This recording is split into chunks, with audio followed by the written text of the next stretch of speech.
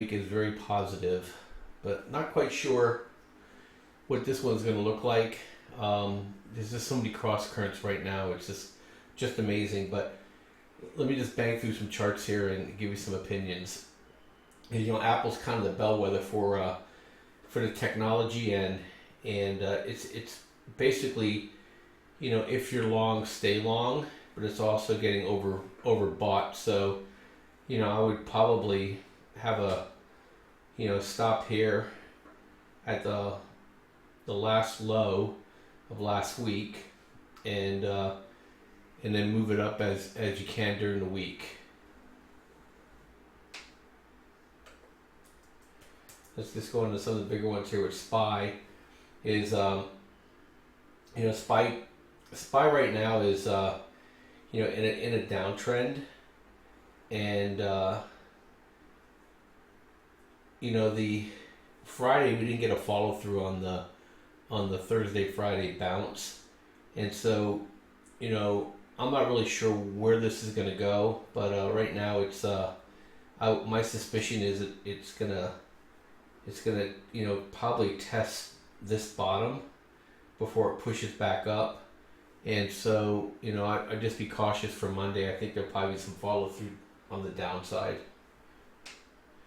And looking at XIV, which I trade a lot too, is that Friday was just kind of punk, and it's also showing a short-term downtrend too, and so probably unless there's some news that come out, Monday down, be probably turn around Tuesday, and that's kind of how I'm looking at it right now.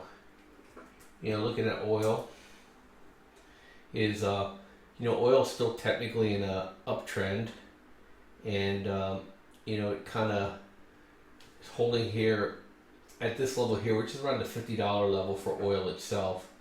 And so I'm neutral on it right now. Seasonally, oil should start rolling over, and the charts are really neutral. So I want to short it, and I just love to be able to short it into strength like I did earlier this week. But I'm trading this mostly from the future standpoint, but from people looking at it right now, it's if you're long, stay long. But if it breaks below this 1125 area, I would get out.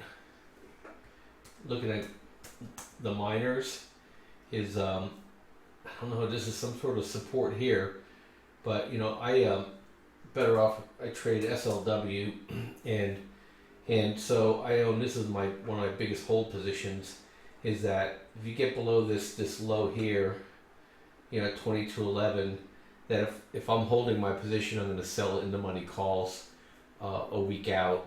And right now, my strategy has been I've been selling out of the money calls, on it for this last 2 weeks, and I want to see if we get any kind of bounce. But if this thing is just a ledge and it's going to take another leg down, looking at 28 to 23, and then you got 22 to 17. It's kind of scary, but if we break here, I'm going to just sell into money calls until we get a more durable bottom on it, because it's not something I sell. It's just a long-term position I have. But if it gets here and you're long it, I get out. If it gets above here, it's definitely a buy signal. And then looking at gold itself is the same thing. Chart looks identical. It's just the weirdest thing is gold is and silver being held down. I think they're trying to present us with a look at oil, economy's doing well, you don't need gold and silver, but the market is neutral and flattish, and if you saw the I brought this chart up before, looking at Yum as a kind of a proxy for what's going on in the food industry, is that it's definitely a failure here. This pop failed, this pop failed, this pop failed, and if this is something you want to short, I would short the next bounce, because this is definitely a sell the bounce move right now. And then the other thing that's giving me pause is just look at the biotech. That unfortunately to me, it's screaming Hillary wins, and But I mean, that is a pretty good sell-off here in the last 2 weeks. And this is another one is until proven otherwise is to short the rips. And if you look at BIS, that's a nice move.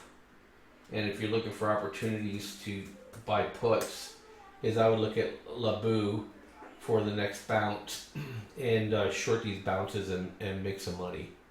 But anyway, that's kind of what I'm thinking for the week, and I'll be back on Monday night for some more insight. And you guys have a great rest of your weekend. Bye.